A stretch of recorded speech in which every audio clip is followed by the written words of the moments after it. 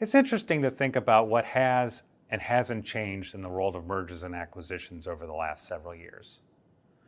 What hasn't changed, if you're an executive wanting to reward your shareholders, is a commitment to a repeatable model of M&A. We know that total shareholder return is maximized when companies grow their operating earnings consistently over time.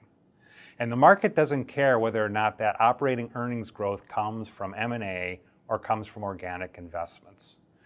There are a set of companies that we truly admire called mountain climbers. These are companies that participate in the M&A market in a material way and frequently.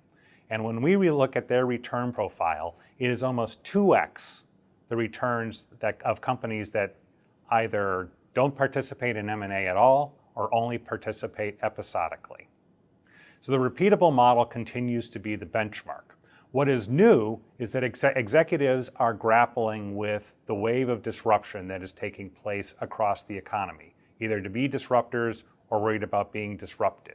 So things like digital, technology, software, new ways of doing things are on every executive's mind, and many of them are grappling with, do we do this internally or do we try to buy it? And oftentimes now they're concluding that they're going to buy it, even though the prices for many of these assets are exorbitant. But what they realize is that they need capabilities, new ways of doing things. And so they are making these investments, which aren't like old scale investments. In fact, they're scope investments. And in 2018, for the first time in history, the number of scope deals actually exceeded traditional scale deals. This is profound as executives think about how they're going to screen, diligence, integrate, and ultimately manage these businesses. But what we do know is the companies that have a repeatable model for managing these scope deals will be the most successful going forward.